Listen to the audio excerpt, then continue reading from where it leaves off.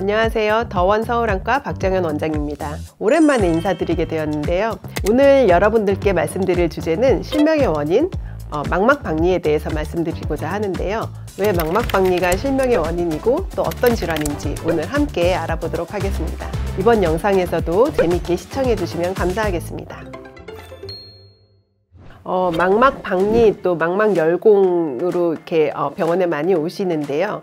우리 눈에는 망막이라는 제일 눈 뒤쪽에 신경층이 있어요. 거기에 이제 시각세포가 있고 거기서 빛을 받아들여서 뇌로 전달이 되면 우리가 보게 되는 눈의 신경층이거든요. 그 망막이라는 데에 그 안쪽에는 원래 유리체라고 하는 젤 같은 물질로 채워져 있고요. 거기에 구멍이 생기는 경우가 있는데 대부분은 중심부보다는 주변부에 이제 구멍이 생기게 됩니다. 그거를 우리가 망막열공이라고 하고요. 보통 열공이라고 하면은 그 주변부에 이렇게 생기게 돼서 그 열공 자체만으로는 사실 별로 증상이 없는 경우가 많이 있으세요. 망막박리라고 하는 거는 이 열공에서부터 이제 망막 속으로, 망막 밑으로 물이 들어가서 망막이 안구의 뒷벽에 이렇게 벽지처럼 붙어 있게 되는데 이게 틈새가 벌어지는 거를 우리가 망막박리라고 합니다. 결국은 그 망막이 이제 전체가 안구가 하나로 연결이 되어 있기 때문에 그 주변부에서부터 망막이 떨어지더라도 중심부까지 이렇게 진행을 하게 되고요. 그렇게 되면은 우리가 중심부 시력이 떨어지게 되고 빨리 수술을 해서 다시 붙이지 않으면 그 신경이 손상이 돼서 시력이 많이 떨어지게 되는 그런 질환입니다.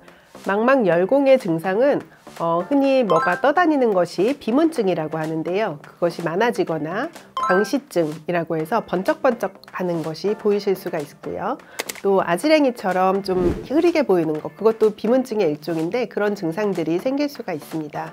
하지만 망막열공의 대부분은 우리가 인지하지 못하고 있는 경우도 많이 있습니다.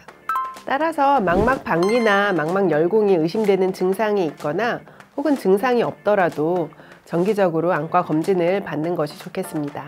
망막열공이 진단이 되었을 때는 망막열공이 망막박리로 진행하지 않도록 빨리 예방적으로 치료를 하는 것이 중요합니다. 또 망막박리가 일단 생긴 다음에는 그 떨어진 망막을 다시 붙여놓는 수술이 필요하게 되는데요.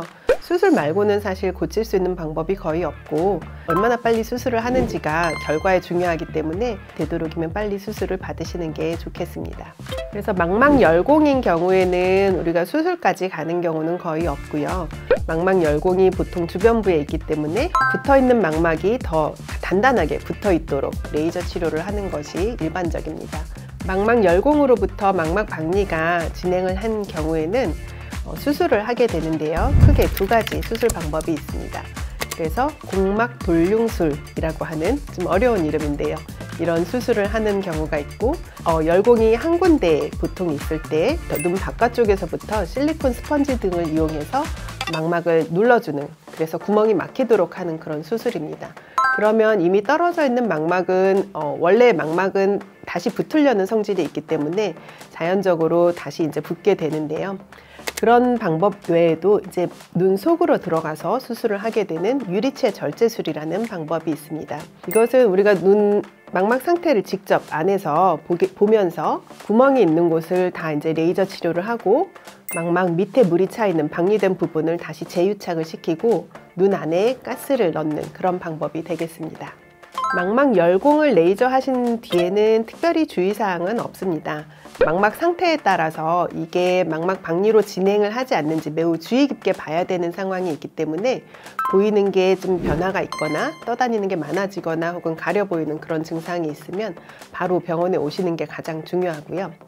그리고 망막박리 수술을 했을 경우에는 대부분 눈 안에 가스를 넣는 경우가 많이 있어서 특별히 엎드려 있거나 이렇게 모로 누워 있는 그런 자세를 취하게 되는 경우가 많이 있는데 그것을 수술 후에 최소한 1주일에서 2주일 정도 자세를 잘 유지하는 것이 중요하고요. 그리고 공막돌륨술의 경우에도 가스를 같이 넣은 경우에는 특별한 자세를 해야 되는 경우가 있고 무엇보다도 이렇게 움직여서 이렇게 충격이 생기지 않도록 주의하는 것이 가장 중요하겠습니다. 오늘은 망막열공, 망막박리에 대해서 알아보는 시간을 가져보았습니다. 오늘 말씀드린 증상이 있으시거나 수술을 앞두고 걱정되시는 부분이 있으시면 반드시 전문의와 상담하시고 더원 서울안과에서도 여러분들 상담을 언제든지 가능하니까 부담 없이 방문해 주시면 좋겠습니다. 다음 시간에도 유익하고 재미있는 주제를 통해 다시 인사드리겠습니다. 더 좋은 시력을 원한다면 더원 서울안과와 함께하세요.